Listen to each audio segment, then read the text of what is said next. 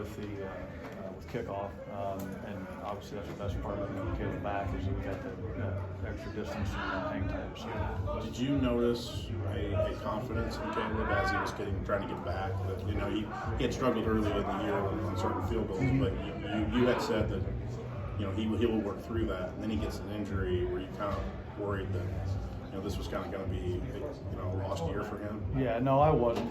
He's a very strong-minded young man, and I didn't have a worry in the world. I figured he's going to fight through it all. He'll get back, and he's got good confidence about himself. He doesn't let the last bad thing beat him, and so he stays pretty true to what he does. And so, yeah, I don't have any worry about him on the opposite side. What was the plan? Fabrizio went out for the first point after. What was the plan going into that? Did you have to adjust your plan during the game? We did a little bit. We were initially, as we went out there, looking at Caleb coming back in and hitting some longer range field goals.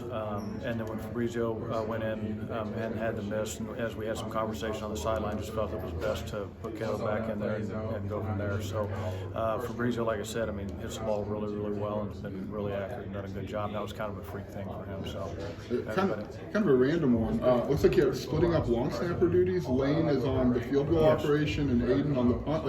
For those of us who don't know, what's the difference in that? Why is that the way you guys are approaching it? Well, really, I'm just looking for the best, the timing, how they all work together. And so right now there's certain things Lane does that benefit us more snapping than what Aiden does, and Aiden vice versa when it comes to the long snap. So we're just trying to get the best situation for the batter, for that group of guys to work together. Is that a common thing, or is that something that you guys just kind of?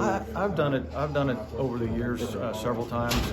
I've had it really anything where you can get a guy that can succeed at what he's done. I've had a long-range punter before and a short pooch punter before. So I've mixed things up like that. Had field goal kicker and a kickoff guy separate. So that's not uncommon for me. I've done that quite a bit over the years. And my philosophy is I just want to put them in the best position to succeed. And if there's something that one guy does better than the other, then that's where we're going to be successful. Thanks, Sean. Appreciate it. What's the approach on? It seemed like Breezy was the guy from 4 yards in, or some round into that, and Caleb was going to be.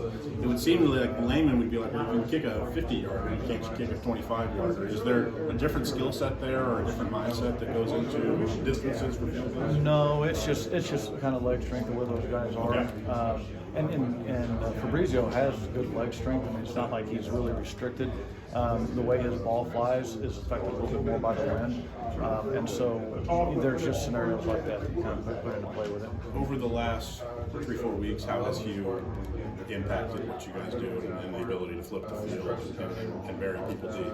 Well, I think it makes obviously makes a big difference in the game, and Hugh's done a good job. We've been getting the ball pinned down in there. Obviously, we had a couple of touchbacks this last week, but he's done a good job when we need it of getting that thing inside the 10 when we're in those poop situations. And then obviously with Caleb being able to kick off, where we can go down and pin somebody down, helps out an awful lot. And the big thing with that is you just need hang time. You got to have some hang time to go with kicks. Has Hugh kind of fully adapted to the mechanics of one step instead of doing the Aussie rules? Oh yeah, no, he does real well with that. Yeah, he's and then as the season started off, obviously a couple bumps in the road, but he's been really good since then. And I think he'll just continue to get better. I said that a long time ago, but I think he'll continue to get better as the weeks go along and the more he reps.